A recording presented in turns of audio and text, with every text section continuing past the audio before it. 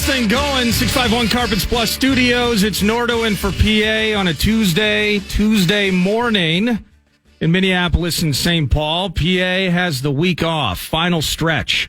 Vocal maintenance days before Vikings training camp, before football season, before all of that, before the state fair, before all of it. And Brett Blakemore is producing, and we'll get to the Timber Tech set list momentarily. But mentioning vocal maintenance days, mentioning of sorts a countdown, 9 to noon has been known to do this. 11 days until the first Vikings training camp practice.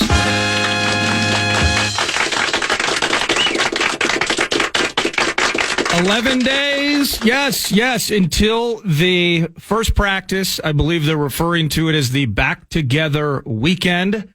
11 days, it is a Saturday, as in July 27th. Meat Sauce and I are going to be there, and that's exactly what everybody has been waiting for. The Saturday show on the perch, brimming with hope, full of preposterousness, childishness, and elite football minds. 11 days from today. So, Brett, you're a Packers fan, so your opinions on most of these things will not matter. Correct. But as a fan, you're excited for your own camps. You've heard 9 to noon, and usually around this time of the year, in a countdown-like fashion, just trying to find, okay, as we get closer, we got quarterback talkers. We know about that. Now, unfortunately, we have wide receivers on a streak of stupid talkers to deal with. We have tragedy that took place a week ago. Those things are all in the mix, but ultimately building up the optimism of the 2024 season as it continues to get closer and closer. We try to find countdown-related bits. So 11 days. I'm tooling around on the web, and I'm looking over the depth chart. Like, for instance, if it was 18 days until the first Vikings practice, it might be JJ Day. JJ Day. We're doing highlights about Justin Jefferson. We're talking about him, the new contract. We got the Netflix documentary, new money, all of that. It'd be JJ Day. Or for those that are looking forward to seeing this new defensive lineman, 17th overall selection, Dallas Turner. We missed out on it a few days ago. It was Dallas Turner Day. It was yesterday, Nick Mullins Day. Okay. Split opinions on that, I suppose. And as a matter of fact, we could do this. Louis Scene Day is coming up. Yeah, Louis Scene Day. 6 days until the first training camp practice. Wears number 6 on his jersey. Oh, darn, it's on a Sunday. So I guess since we won't have a show that day, there's probably not much to say about Louis Scene. So, 11 days until the first training camp practice. I'll admit, I had to go look at the Vikings roster to see who number 11 was. Happy Trent Sherfield Day, everybody. Gain of 1 to the 6, second out and goal. Allen in the gun, 2 receivers left, 1 right. Allen wants the shotgun snap. He's got it. Fakes the handoff, fires over the middle, pass batted high in the air. It's caught back in the end zone by Sherfield. Touchdown, Bills. The pass got batted high in the air, and Sherfield underneath the goalpost set his feet, leaned out of bounds, made the catch and dragged his toes, and the Bills are within 1. That was unbelievable concentration of knowing where you were. Easily gets his feet down. This isn't even close. Happy Trent Sherfield Day, Minnesota Vikings fans. In all seriousness, we can't wait for this thing to lift off. And it's amazing via the Wolves run. Twins now in the midst of the All-Star break. Need this plantar fasciitis thing to get worked out with Carlos Correa. Need Royce to get off the IL. Team's in the mix. Team's a wild card team. Team's probably not going to make big moves at the trade deadline. They'll be weeping and there'll be gnashing of teeth. But by the time that deadline hits, we'll be at Vikings training camp. So looking forward to it. Trent Sherfield, by the way. Cardinals, Niners, Dolphins, Bills. 4 teams in 6 years. Career highs across the board, basically, in 2023. He was with the Dolphins, trying to make plays, actually, against the Vikings. They were down at Hard Rock in Miami in 2023. That stadium may actually come up later this hour, potentially. Correct. As significant damage. Did you just hear me do my own remix? Significant damage has been sustained. The rap's not supposed to be until the end. At Hard Rock Stadium due to a soccer match. Everyone in this country already hates soccer, and now the Colombian and Argentinian soccer fans are tearing down NFL venues. My goodness. For Trent Sherfield, former member of the Dolphins, career highs in 2023, 30 catches, 400-plus yards, and a couple of TDs. Why does Trent Sherfield matter? Well, first practice in 11 days, and we're talking about a receiver situation in which there's a suspected DUI out in L.A. We're talking about the possibility of a suspension. And we are talking about, in the post-KJ Osborne incarnation of the Minnesota Vikings, this third wide receiver spot that remains open for business. It remains open for business for Brandon Powell. It remains open for business of the Wolf of Walk-Ons, Thayer Thomas, the Grinder. It remains, what about Jalen Naylor? Talking with Ben Gesselin yesterday. Ben was not necessarily bullish guaranteeing, but kind of the idea if he's at camp and we do it every year, who's that guy that just sparks? Guy that finally gets it. Guy from year one into year two that makes the big jump. Maybe the rookie that steals the show, hoping it's Dallas Turner, hoping. We'll talk about this in Vikes Bites, sounds like next segment. Maybe J.J. McCarthy steals the show. Or maybe it's Levi Drake Rodriguez. In the 7th round, an absolute steal, lack of depth on the interior of the line defensively. Maybe it's young Levi stealing the show. But this third wide receiver spot combined with still, and you're going to hear from him next segment as well. He had some audio, he had some things to say on a podcast about young McCarthy. TJ Hawkinson, the ambiguity around this injury here. Is it a couple of weeks? Is he going to be on short-term IR? Is it going to be the PUP list? How are they going to play that game with his health to make sure that as soon as he is healthy and as soon as he is most available, how can we get him back into the mix? So the third wide receiver spot, as unsexy as it may sound, actually matters. But first practice, 11 days from today. Think about how quickly, and we do this 90 noon every year, and we have to, in a world of disclaimers, we don't have to put them out there, but we will. I'm not trying to wish the summer away. But 11 days, that's not very long. Important in the short term, the third wide receiver spot. Long term, Addison with JJ, with Hawkinson, creates that elite trio. But looking back, and again, I can't even pan my way over to you and discuss this with you because you never felt the Laquan Treadwell pain. I didn't. I got spared. Elite run blocking wide receiver. We'd love a run blocking wide out on this team. And I do guarantee this, Vikings fans. Laquan Treadwell, by the way, who, despite maybe being an underwhelming first-round pick, has actually carved out a way to stay in the league since being drafted by the Vikings in 2016. And I guarantee if it's Laquan on that tush push at Cincy last year, it's a first down. And Vikings handle business. No! And they beat the Bengals. And then maybe at that stage, we're talking about missing out on J.J. McCarthy. It's draft status here. It's all negativity. But Dante got his roll on. I met Dante Culpepper. And Dante, I still believe with all my heart, from going from the Madden video game cover to the injury the following year, so from 2004, near MVP season, but that was Peyton Manning's world in 2004, and we were just lucky enough to live in it. Dante Culpepper's injury the next year completely changed the trajectory of his career, was never the same again. But getting his roll on, number 11, Dante Culpepper. I met him at a Best Buy in Mankato. Best Buy store 330 for life, by the way. Gainfully employed at Best Buy during my college years. Shook his hand. They're as small as advertised. Dude's got tiny hands. Oh, no! Still, maybe that contributed to the fumbles. Maybe it didn't. Hands, his fingers are like thimbles. It's crazy how small his hands were. But man, he could chuck it. Super athletic, cool dude.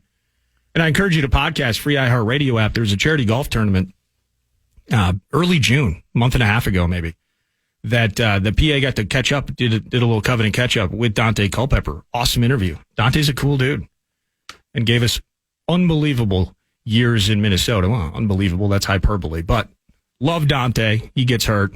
Everything's different. See, this is what we do this time of year. It's 11 days until the first Vikings training camp practice. Happy Trent Sherfield Day. Now, of course, someone else wore number 11.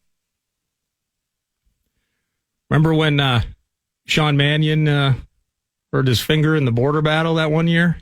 Mannion's back in, passes over the middle, incomplete.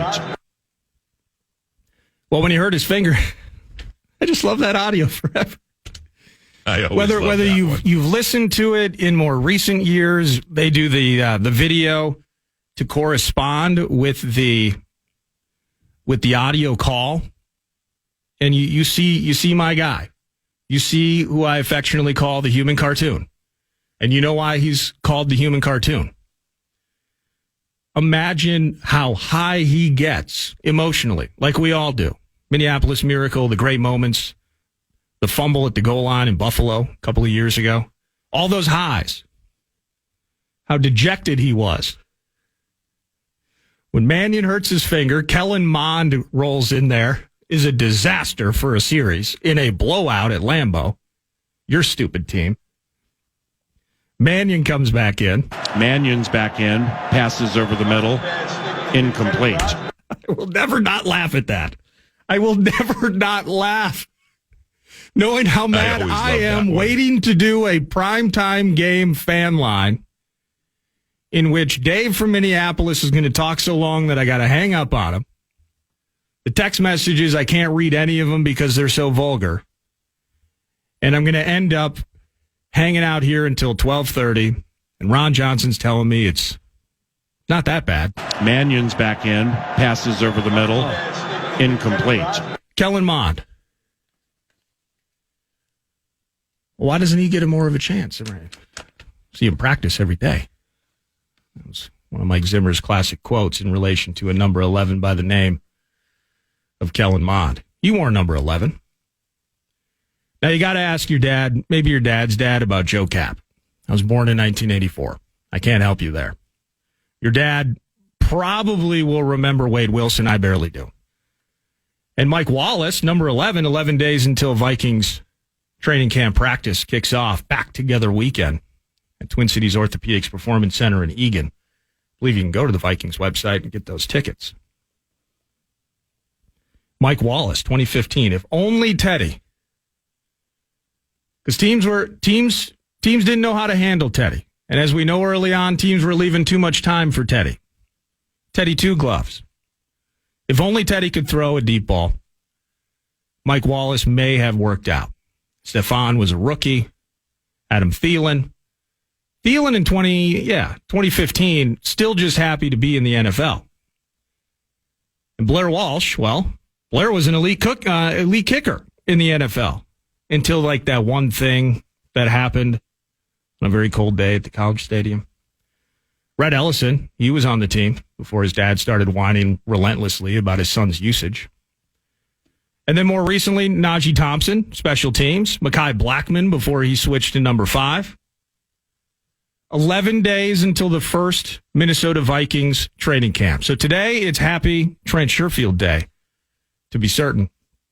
The third wide receiver position, certainly as we get to camp and start discussing it, that matters in the equation. Early on, how is Darnold looking? How is J.J. McCarthy looking? Similar to last year, put the pads on, they can finally hit. How does Dallas Turner? How is he being implemented within Flores' defense? I can't wait for those conversations. We spent so many months wondering what would happen with Kirk, what would happen with Daniil, when's this contract, and you've participated in these at dinner tables and on bar stools for just as many months as we've spent 9 to noon talking about it. Everything's in theory. Everything is projected. Everything is in the future. And now, 11 days from today, we can finally stop celebrating Trent Sherfield days and actually see these guys practice. And 11 days from today, it'll be Meat Sauce. It'll be me. We're going to be on the perch on a Saturday in Eagan, celebrating back together weekend and training camp practice back in the mix for all of us Vikings fans.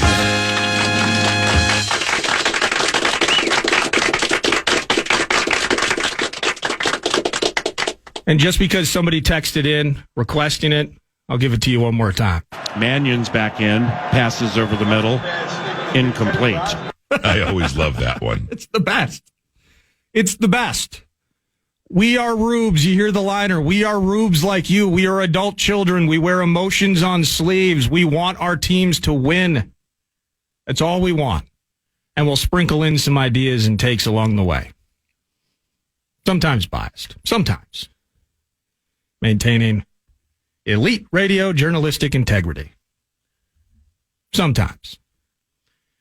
But that kicks off 9 to noon today. It is Trent Sherfield Day. It's happy. Thanks for hanging out, listening to 9 to noon day. And it's the TimberTech set list 9 to noon, which is brought to you by TimberTech, TimberTech.com. Elite decking at TimberTech. And later this morning, we're going to have Parker Fox in studio. Member of Gophers Hoops. He went to the ESPYs. He went to the ESPYs as a +1. So we're going to hear about that experience and everything that he partook in out in L.A. as part of the ESPYs presentation. And we're going to talk about Wolves Summer League as well. So we're jumping from L.A. We're going to Vegas. Big talkers with Parker Fox at 10 o'clock. Tough one on Sunday in terms of the loss for the Lynx hosting Caitlin Clark and the Fever, but it was a packed house. It was a historically, I believe, packed house at Target Center. And I know he's been 9 to noon once. I think he's been on the Sunday show with you guys as well. But Wendell Epps, he's the Lynx Vox. We're your home not only for the Howl, but the home for the Lynx.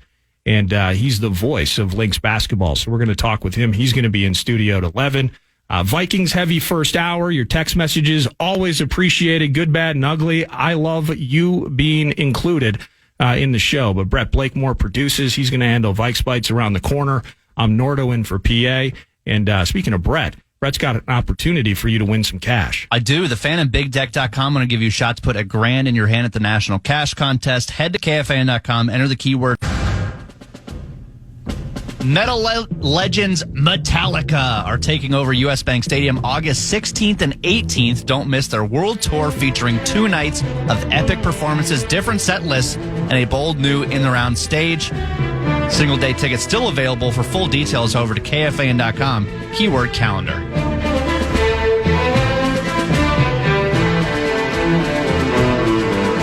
A quick dumb question, and it's totally fine if you didn't. Did you watch or not watch? Because I did not watch most of the home run derby last night.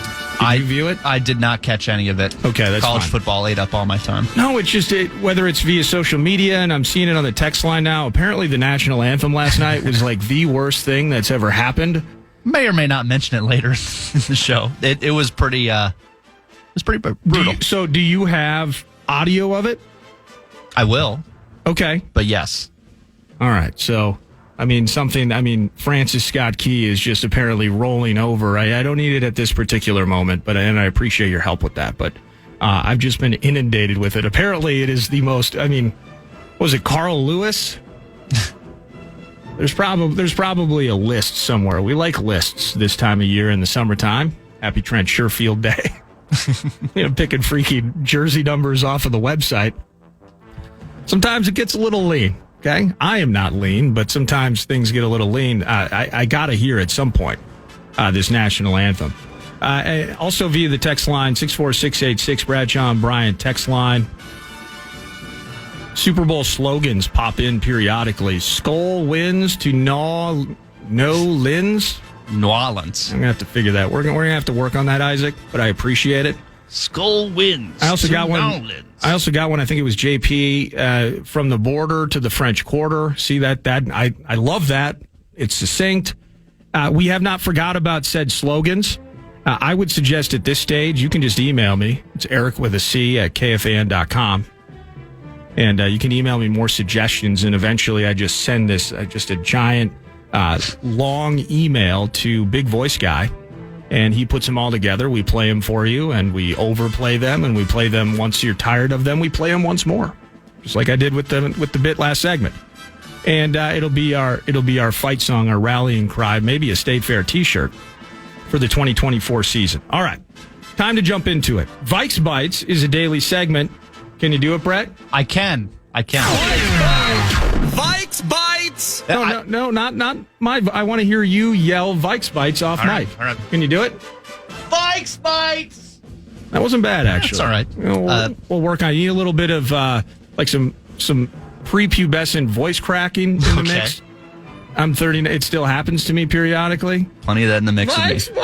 Vikes Bites! There has to be a little shrillness to it, a desperation to it, but you'll get better at it. Vikes Bites is always presented by Matt and the good people at Thousand Hills Lifetime Grazed Grass-Fed Beef. You can go to thousandhillslifetimegrazed.com and shop for elite beef products. You order online, a box of meat shows up at your doorstep, or Coburn's locations, your local co-op. They're growing fast, and they're from Clearwater, Minnesota.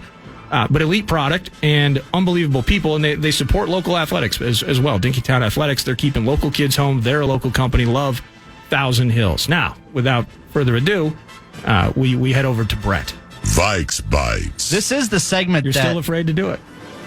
I'm not afraid to do it. Okay, all right. To do the bit or to do Vikes Bites? To do the bit. Oh, I'll do the bit. Okay. Vikes Bites! Okay, thank you.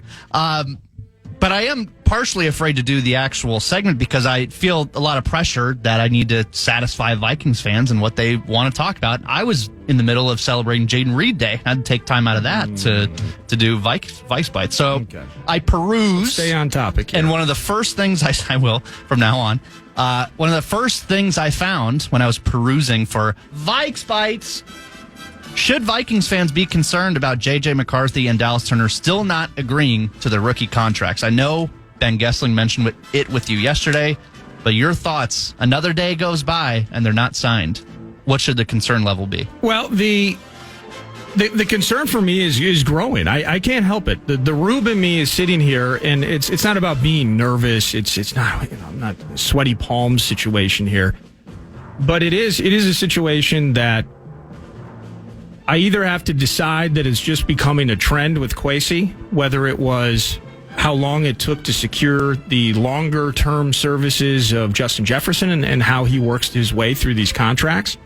I thought Gessling kind of made some pressing points yesterday, some important ones in the regard that Kwesi has kind of attacked these things as if there is any way. And it's not about he wants JJ to be happy. He wants JJ to make his money. He wants JJ to be here for years. That's Justin Jefferson.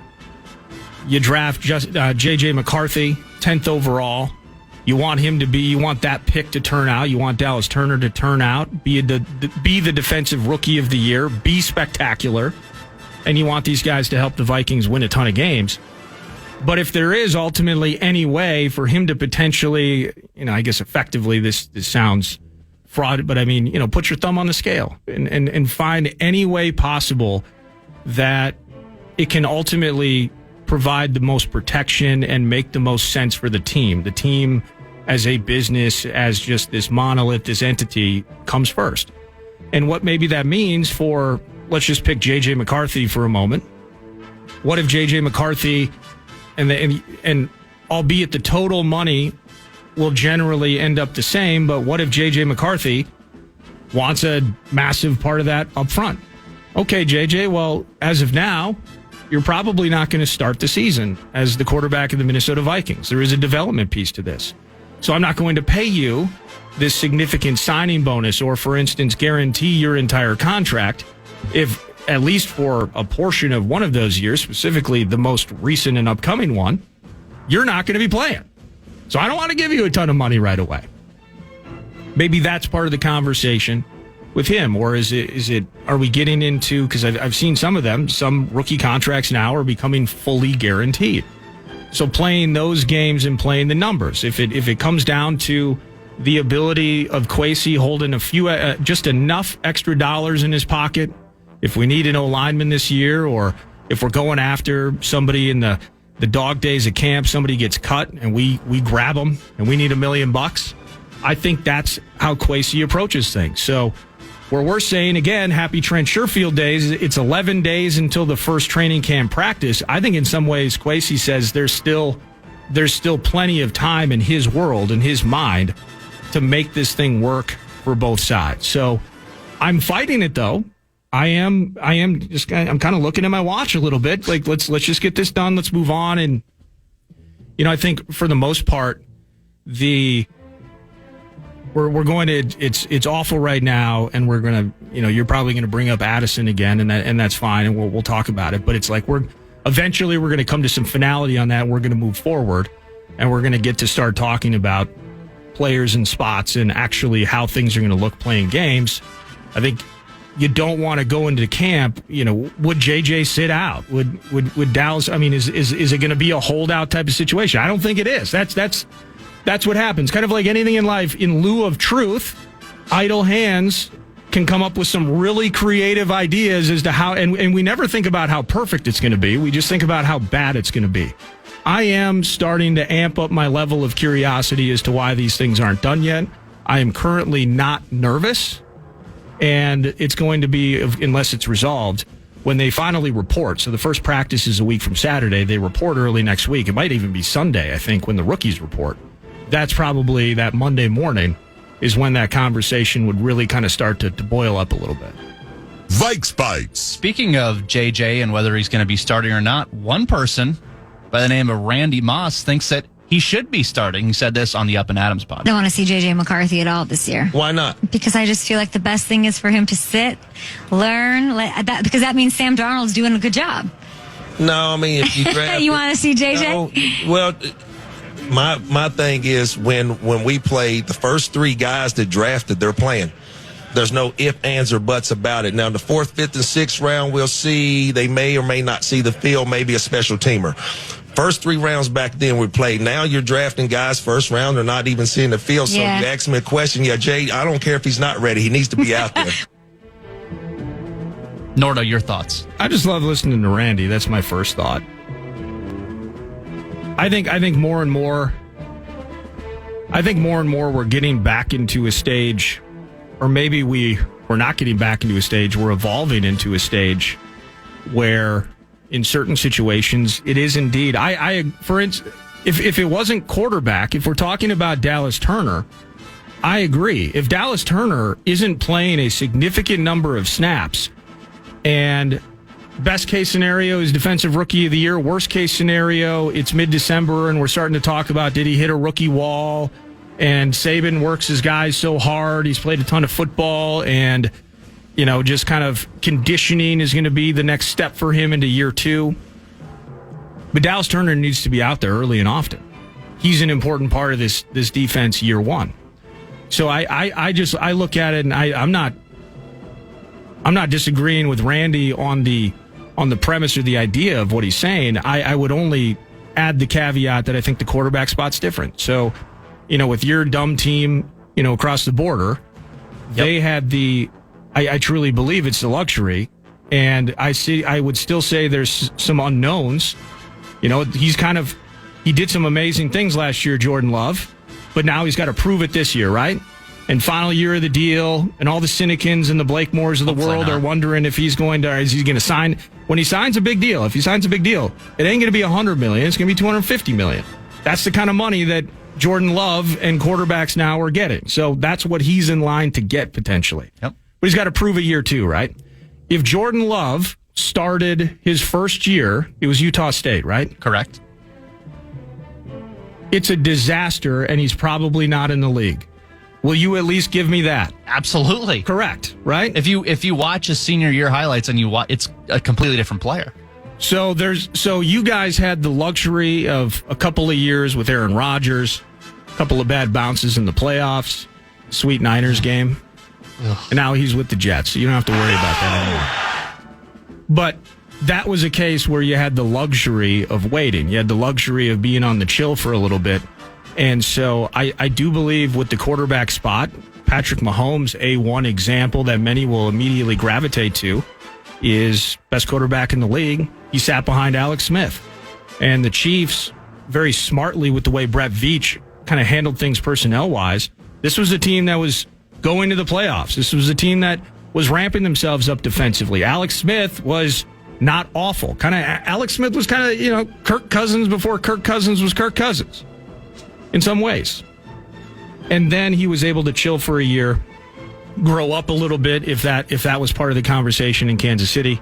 And then he started as good as any second-year player could, effectively, and they've basically won everything since. J.J. McCarthy's 21 years old, and the opportunity to sit and wait. We've seen what the baptism process has been with this playbook and this offensive scheme. Kirk struggled with it. The backup quarterback's head swimming in it. And the learning curve and the development, if that matters most for the long term, I'm absolutely all on board with the quarterback chilling for 2024. And that part then is up to Sam Darnold, right? That's up to Sam Darnold and how he plays and how he performs. Could it get so bad that they have to throw the plan in the river and push the rookie out there? That is all has yet to be seen. But you can just even look last year what Bryce Young struggled with. And that's also, we can go longer form on it. What's around him, right? Not very stable in terms of the talent, in terms of the coaching. They've already gone through a change. You know that. Carolina, were they ready for a first overall pick and ready to put him out there? Was he ready to play? Questions around that. Had Adam Thielen on the show. They're all bullish on him year two. Good for them. That's cool.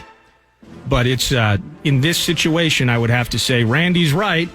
If we're talking about Dallas Turner, couldn't disagree more with Randy if we're talking about J.J. McCarthy. What makes it interesting, too, is that there's no...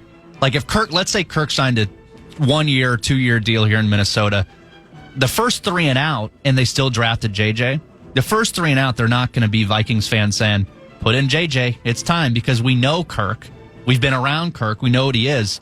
The problem is there is no built-up trust or built-up affection for Sam Darnold. You could be seeing the first 3 and out. You could probably hear it in U.S. Bank. Oh, maybe put in JJ. That's, I think, besides the levels of Sam Darnold versus a Rodgers or a Favre, I think at least they had a built-up affection for that person. No one was calling for Jordan Love to go in on the first sign of trouble for Aaron Rodgers, but there's no affection for Sam Darnold yet. Was anybody even interested in seeing Jordan Love? Every time. Or were they still scratching their head? At least over the first year and a half or so, most Packers fans had to be scratching their head as to why Goody wasted a draft pick on that.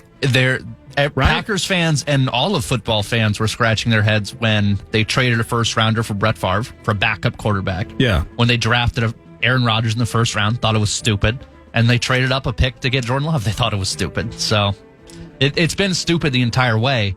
Where that's what I agree with you with. Yes. Well, yes. It has seemed stupid that way, I should say, the entire way. So I'm in favor of him sitting. Yes, there are the, at some point KOC is going to be sitting in US Bank Stadium, and the cacophony, the din of boos for Sam Darnold and the chanting, the murmur, the building regarding J.J. McCarthy. How does the head coach handle that? And ultimately, his service to us is we want to win games, and we are fans of the team, and that's the A topic for us ultimately. For him, while trying to provide that service, probably has to stick to that game plan. If the game plan works, he's lauded. We're winning playoff games. We're contending for Super Bowls. If it doesn't work, well, you know how that works from a business standpoint. So that's where I'm at with that. He's got to sit. And you know what? Thank you to the texters, by the way. Several of you popped in. Mike in New Richmond, a couple of blank names as well. You pointed out, yeah, we did draft Culpepper in 1999, and Jeff George started and played the season. Randy's a hypocrite. Oh, my gosh. You're a hypocrite, Randy. Whatever. Randy's awesome. I get his point, but not with JJ. Dallas Turner, yes. JJ, no. Maybe another Vike Bite in the mix here? Oh, yeah, let's get one more in Vikes Bites. Vikes Bites. We had to talk about it at some point We kind of have our head around the Jordan Addison situation and what happened. Sure. But now the thought is, What happened? What happens now? Well, I think all Vikings fans know what. I don't want to recount and rip open it. But what do you think the suspension will be for Jordan Addison, if there is one? And what do you think is too harsh, too strict, just right? What's the Goldilocks situation for you? Well, I just mentioned it to Gessling yesterday. When you see these reports, for instance, the police report, and unfortunately we've had to look at too many of these in recent weeks. You look at the police report out in Maryland, and various law enforcement agencies can handle this in their own way in terms of what they're interested in or willing to offer up to the public in the vein of there's an ongoing investigation. But in the tragedy in Maryland with Kyrie Jackson and his two teammates, Isaiah Hazel and Anthony Litton, they mentioned in the police report that alcohol was a factor. So now, in the case of Jordan Addison, it's a DUI, so driving under the influence, or DW, driving while intoxicated. But there is the cloudiness of, was it alcohol? In the police report that I saw, blood alcohol content was not even mentioned. And so, if he's sleeping at the wheel, sometime before they found him asleep at the wheel, and sometime around 1:30 or 2 in the morning the next day when he left, he had to have been conscious. So, if he was conscious, are they able to... Is he going to submit to a sobriety test there in terms of a breathalyzer or a blood test? Did he refuse all of those services? None of those things have been mentioned. But he does remain suspected of driving under the influence. So the other end of it is, in California, you do have the ability to buy alcoholic beverages. You also have the ability to buy edibles and marijuana-related products as well. So... is it possible that we're drawing out information and we're waiting to hear more specifically about what it was and the circumstances of it all? Is it more difficult if you have alcohol in your breath? That's something naturally that a breathalyzer, and in short shrift, and I believe they have it pretty pat, they could take a blood test and do some math and determine basically if you're 0.2 here, what you could have been or were likely based on blood testing 2 hours before or something like that. With marijuana, I believe you could take an edible today and you could be tested for it 4 or 5 days down the road and still technically test positive with THC in your system. So what's that process? Ultimately, there's an eye test that was failed here. The eye test is you can't be freaking sleeping in your car on a highway. So something dumb happened. And so we're waiting for all that to flesh out. Now, that's, long story to get to, I guess, a very simple answer. I think it's got to be a game once they figure this out. And there's always you got to wait for all the facts to come out. Maybe he was roofied. I don't believe he was roofied. I'm just going to, right off the bat, I'm just going to say that probably didn't happen. I would try to, based on an odds set, I would definitely lean heavily favored towards not roofied. But that is, yes, I will concede, that is a possibility. I got a lot on that yesterday while we were doing the show. Ben Gessling floated out a few games, like 2 or 3 or something like that. Feels like a game, and of course a forfeited game check. But as we were talking about, kind of the streak of happenings here. Driving a $140 a year ago, now this. They need to nip this thing, and we need to find out what happened. And if we are assuming that there's some culpability, we need some accountability in that mix. And I think if we do find out that maybe it was an edible or something else and what was going on, then he should be, I think, suspended. And the team, I don't know how that works because, for instance, it kind of felt like when Wes Phillips got his DUI last year that it was almost like the team. I don't want to say it was at their leisure, but ultimately he's punished after the season. And I think that was 3 weeks. So is it up to the team? Is it up to the league? That I am not well wrote enough on to speak to. But let's get the facts out and let's make people accountable for their actions. Vikes Bites. Let's do this. Let's pause. Let's be accountable to the clock. Vikes Bites is brought to you by Thousand Hills Lifetime Grazed Grass-Fed Beef. ThousandHillsLifetimeGrazed.com. Thank you for providing Vikes Bites. 10 a.m., by the way, Parker Fox is going to be in studio. Heavy on the Summer League. He went to the ESPYs. Excited to chat with Parker, as we are every week. Wendell Epps at 11 a.m. He's the voice of the Minnesota Lynx. Tough loss in a super packed house on Sunday. They got a nooner tomorrow. Excited to chat with him and in a lot of ways meet him. He's been on our airwaves a couple of times, and he's on our airwaves for every Lynx game. But I'm excited to meet him and chat some hoops with him. And we'll continue on. It's Brett Blakemore. I'm Nordo in for PA. It's 9 to noon on the Fan.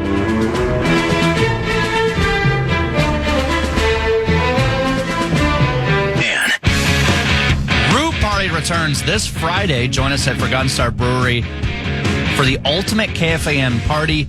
Doors open at 5, and we'll kick off the party with the Star Bank Red Carpet broadcast at 6:30, plus some of your favorite fan games for great prizes, including tickets to see Metallica at US Bank Stadium, and rounds for Rubes thanks to Star Bank. Live music from the Chris Hockey Band. Full details now, KFAN.com/party, KFAN.com/party.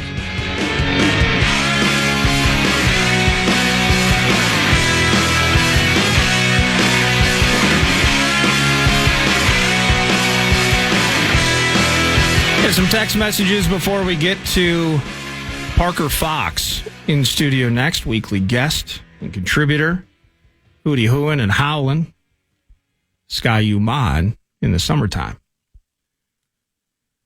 I think part of the deal, let me see, this is Doc in Mankato. I don't get down to my hometown very often. Not often enough. I got to go see Fankato this summer. I think part of the deal is J.J. McCarthy needs to understand that what the coach says is the deal. That's a huge part of the learning process. If he's having issues with not being the starter, he needs to learn discipline. I guess I don't know if he has any issues with being the starter here. I did get another text. Randy is right that it's disappointing the 10th overall pick won't play over Sam Darnold. Now, that's a sentiment that I can appeal to, and that, or I should say, that appeals to me in a way where Kirk Cousins was here for 6 years, and we knew what we were going to get. And the idea is once we were going to move on, we wanted to move on to immediately greener pastures. And I'm totally with you on it.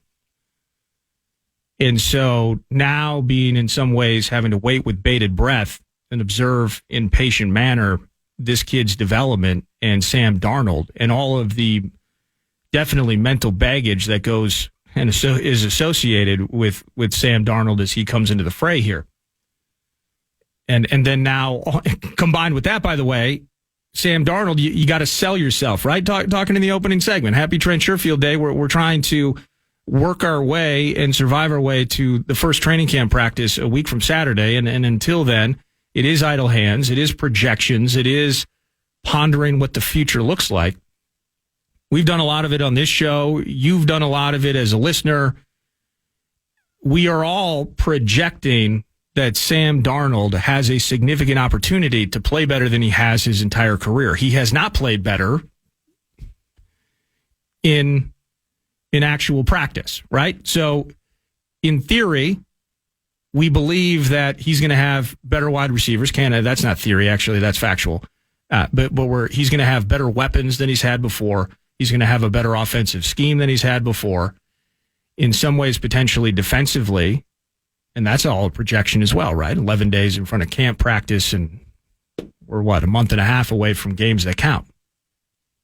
All of this is a projection. So you pick a guy 10th overall. As a matter of fact, you jump up a spot to get him. And this is going to be the future. This is how we move on from Kirk.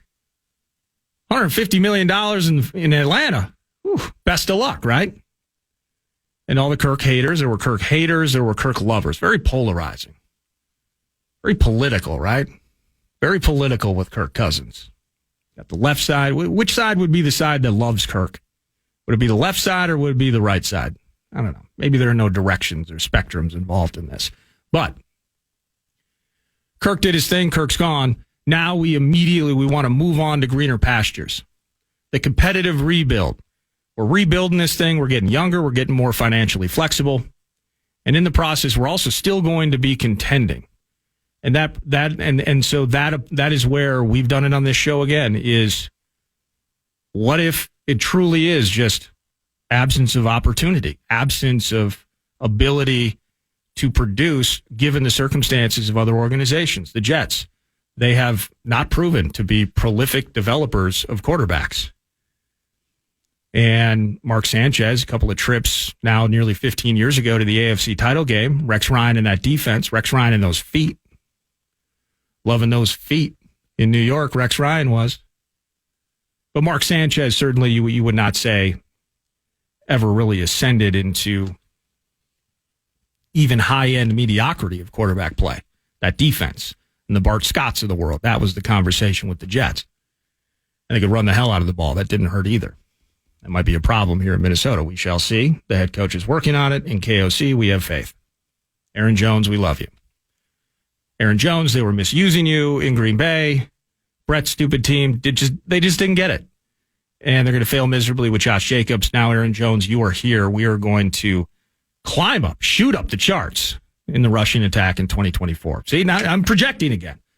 But I get it. Yes, it certainly is in one frame disappointing. So now here's where fence sitting 9 to noon producer Nordo is trying to balance is just as we were talking last segment about the development opportunity that he has to lie in wait, to point out situations where the number 1 overall pick, you got to start him, right? And we're going to see Caleb Williams do it. And maybe Caleb Williams is as advertised and will just shoot the moon right away. Very possible. But what if he struggles? Bryce Young failed miserably in his rookie campaign. A lot of fans down in Charlotte wondering if he has it already. Has the spark been beaten out of that kid? Time will tell. Second year. Again, Thielen's very bullish on them, on Mr. Young. So it's disappointing in one hand having to be patient after many of you have waited so long for the day to come. You were willing this into existence, that we would move on from Kirk. And this is precisely maybe what those on the other side of the coin were worried about for so long, is what's next. And the what's next is uncomfortable. And so I feel and understand completely the sentiment of worry as it relates to you draft a kid 10th overall, significant equity, and he's not ready to go yet. Why is that? Now, ultimately, if he starts 2025 and all is well, you're loving that. What up, Parker? We're going to break in just a minute here as I finish my drawn out and aimless thought about Sam Darnold. But what if Sam Darnold kicks ass? And I was going to talk about this today. There's not enough time. What if Sam Darnold kicks so much ass that at the end of the season, we're talking about an extension? Oh my gosh. Extension. Which could potentially extend the pine riding time of one J.J. McCarthy. You would hear that at the top of every tall building and parking structure in the greater Minneapolis-St. Paul area. 11 days until we start getting to hash this out with players on the field. Can't wait for it, and I can't wait for Parker Fox, weekly guest. He's in studio next, 9 to noon.